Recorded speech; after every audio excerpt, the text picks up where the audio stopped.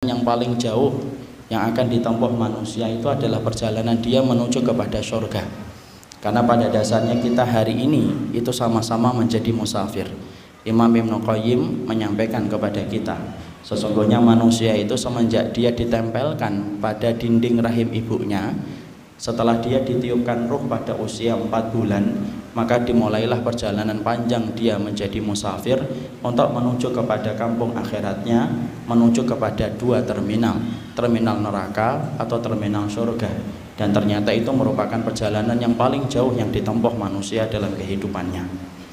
Makanya inilah yang menjadikan kita memahami, kalaulah kemudian ke Purwokerto yang tidak sepanjang ke akhirat kita butuh jalan pintas, kalaulah ke Semarang yang tidak sepanjang jalan kita kepada terminal surga ternyata kita butuh jalan pintas, Masya Allah, sesungguhnya perjalanan kita ke surga pun membutuhkan jalan pintas.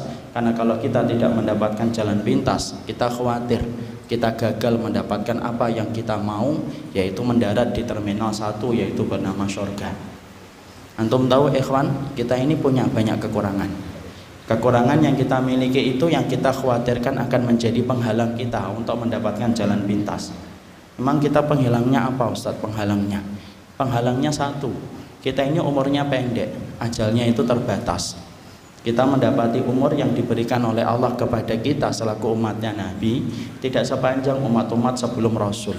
Kita hanya diberikan umur 40 sampai 50, 50 sampai 60, 60 sampai 70, dan sedikit sekali yang melewati angka 70 tahun.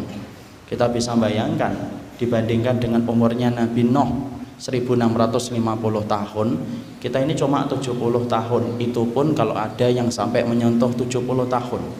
Padahal kita hari ini banyak yang meninggal mendadak. Ada yang cegukan 3 kali meninggal dunia, ada yang main futsal meninggal dunia. Dan ternyata itulah yang kita khawatirkan. Ternyata modal yang kita kumpulkan kadang-kadang tidak bisa banyak, karena waktu yang kita miliki itu tidak terlalu panjang sebagaimana umat sebelum Rasul. Sudah lagi ditambah bahwasanya kondisi hati kita itu tidak selalu semangat. Makanya kalau antum perhatikan ikhwan, ternyata semangat itu punya musim. Bukan hanya buah yang punya musim, semangat pun punya musim. Ada musim-musim kita kemudian bersemangat, ada musim-musim kita itu redup semangatnya. Kadang-kadang kalau kita lagi semangat betul, Masya Allah, pengennya itu sholat tahajud itu dari habis isya sampai subuh kalau lagi semangat. Tetapi kadang-kadang kita mengalami masa lesu. Masa lesu itulah yang disebut dengan masa futur. Masa futur itu adalah masa lesu ketika kita beribadah. Mending sholat malam dari isya sampai subuh, kadang-kadang cuma sholat 2 rakaat saja, habis maghrib aja terasa berat. Kenapa? Karena ternyata ketaatan itu punya musim. Ada musim yang bernama futur yang menimpa kita sampai menyebabkan kita malas melakukan ibadah. Ditambah lagi bahwasanya kita ini memiliki penyakit yang Allah berikan dan Allah sapa kepada setiap orang, itu menjadikan kita meninggalkan ibadah.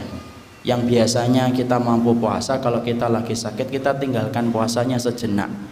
Yang biasanya sholat malam kita tinggalkan sejenak sholat malamnya, karena kondisi kita tidak fit dan tidak prima.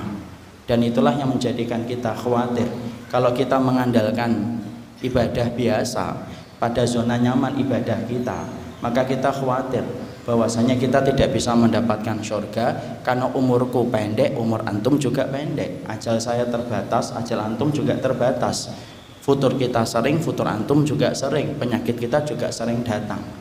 Maka inilah yang menjadikan akhirnya kita paham, berarti saya dan antum membutuhkan jalan pintas. Karena jalan pintas itu sifatnya adalah amal yang sifatnya memberatkan mizan kebaikan kita, dan kita berharap supaya dengan amalan itu akan memudahkan kita untuk mendapatkan surga dan ridhonya Allah dalam kehidupan kelak di kampung akhirat kita.